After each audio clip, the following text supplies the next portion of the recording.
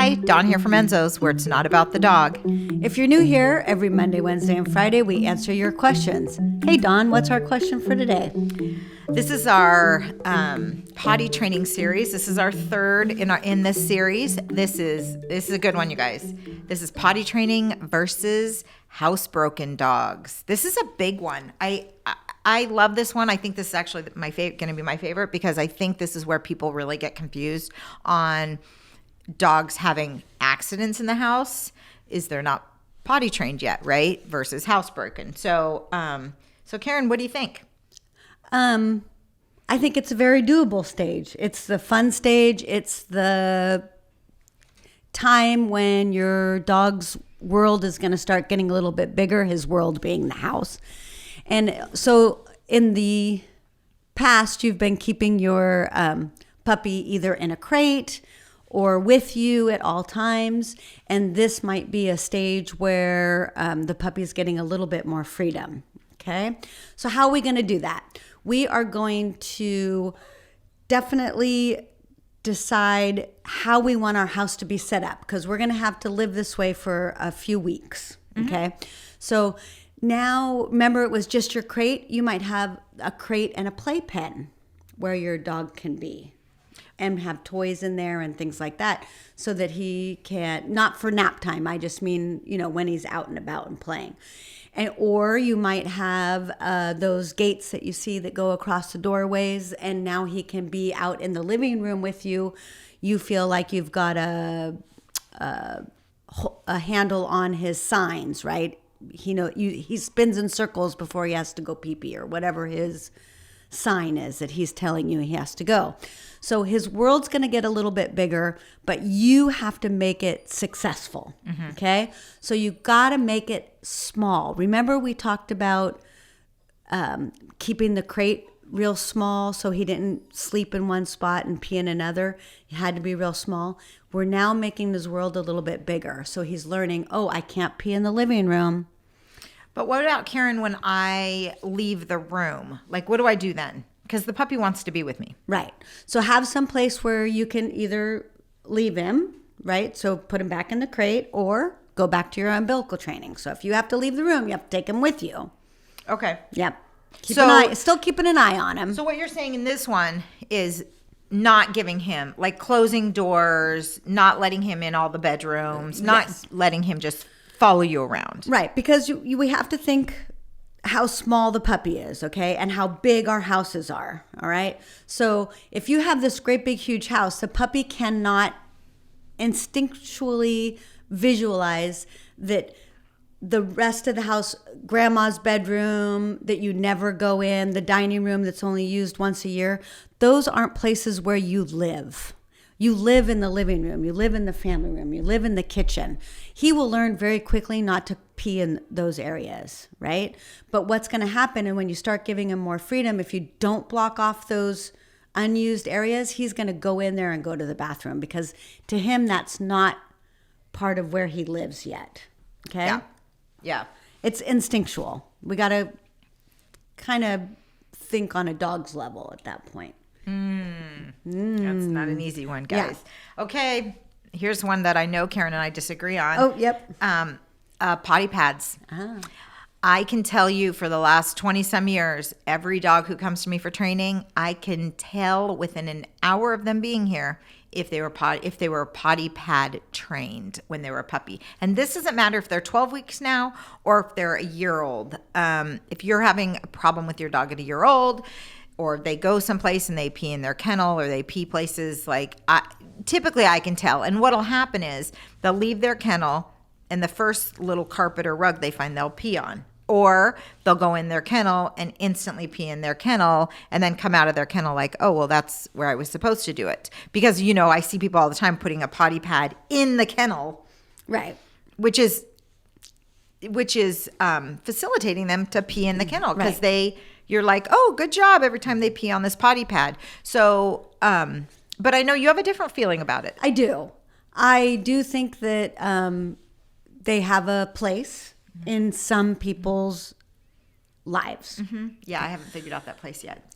I potty pad trained one of my dogs, And I was very consistent with it where we had 2 or 3, so it was big enough for them to pee on, and then we made it smaller and smaller, and then we moved it towards the door, and then it moved out the door, and it went away, right? Oh, so maybe that's what people aren't doing. They're like just facilitating. I don't know. Yeah. How. So I kind of move it out the door so they know that they have to start going potty outside.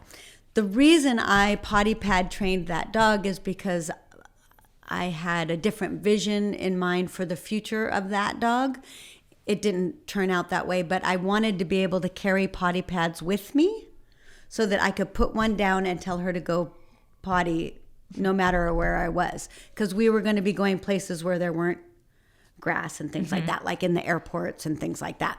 So it didn't turn out that way, but I set out with a specific goal to teach her to go potty on a pad. Sure. So like you have your chapstick and your wallet in your purse and a potty pad. I had a plan. Well, and the dog fit in the purse. So you still haven't changed my mind about potty pads, but I feel like, yes, if you're going to use a potty pad, you've got to use it that way. Like where you are, it goes from a bigger to a smaller, and you don't have them all over your house. You have them directionally towards the door you're going to use eventually and all that. Eventually, yeah, they go out the door. Okay. I mean, I could see that. I think really people don't use them that way. I think people use them as a convenience, well, my dog always potties here, so I'm going to put a potty pad down there. Or I don't want to clean up their kennel, so I'm going to put a potty pad in there. Oh, I see that a lot. Yeah. So I think maybe that's it, is people just, maybe we just need to do another one on how to use potty pads. There we go. I literally do not know how to use them.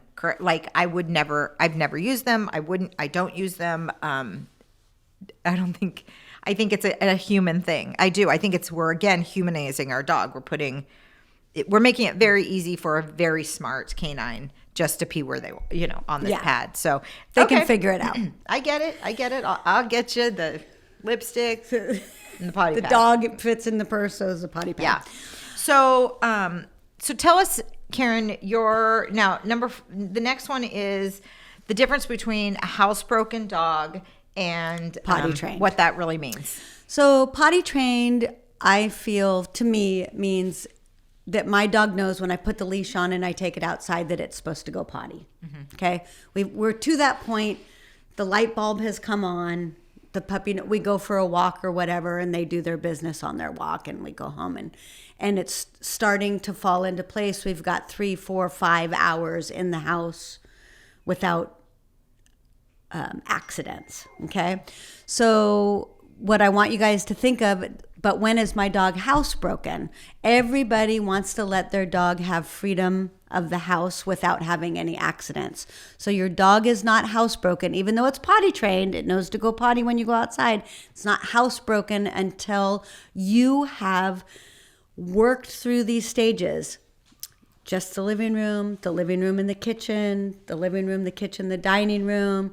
Oh, you peed in the dining room. We're back to just the living room and the kitchen until you get it down. Okay? Don't rush these steps, but please also don't spend 5 years with your dog only being in the kitchen. Yeah. Okay? Oh, that's a big one. So there has to be a structure and a method to how you're making your house bigger for the dog, and that your dog can become housebroken. Perfect. I like that. And then, there are always the dogs who, at this age, especially at the younger ages, that do get more kind of maybe infections, things like that. So if this is something that's always happening, right? We see that here. Always. So let's think about a puppy. Let's think about their bladders. Dawn told me that the bladders aren't fully formed until 6 to 8 months. Yep. So I think it's the last thing. Don't quote me. I'm not a vet, but I'm pretty sure it's one of the last organs that actually fully develops in a canine. Is their bladder. And that's not to say your dog can't be potty trained at 8, 12 weeks. They can. Sure. Their bladder is much smaller. They can't hold it, right? I think they're potty trained. They're not housebroken. There you go. There you go. Yeah, they don't have the strength to hold their bladder for a long period of time. But what I see, and so now that makes more sense, because what I see just in my experience is that oftentimes we are having a difficult time potty training our puppy because they just pee too much, that we absolutely cannot get a handle on it. And I think the bladder's not formed. I think the puppy's not keeping themselves clean like mommy used to, and I think crystals kind of form in there, or they get a little infection. And so if you think your puppy's peeing too much, or not enough, Yeah. I mean, it could be, definitely go to your vet and have them checked out. Let me just tell a quick story. I had this puppy, I have potty trained 8 bazillion dogs, and I had this puppy, and I couldn't get it potty trained. I mean, I couldn't, forget housebroken, I couldn't get it potty trained, right? And I finally took it to the vet, and he did. He had crystals. He was on his antibiotics for 2 days, and bam, he was potty trained. Wow. It was, Yeah. so it's real. Sometimes it is something else. Mostly it's not, but sometimes it is. So Yeah. being aware of that's really important. Yeah. Good. Okay. So this was our potty training video, potty training versus being housebroken. This is number 3 in our series of how to potty train your dog. I hope this helped. And remember, you guys, it's not about the dog.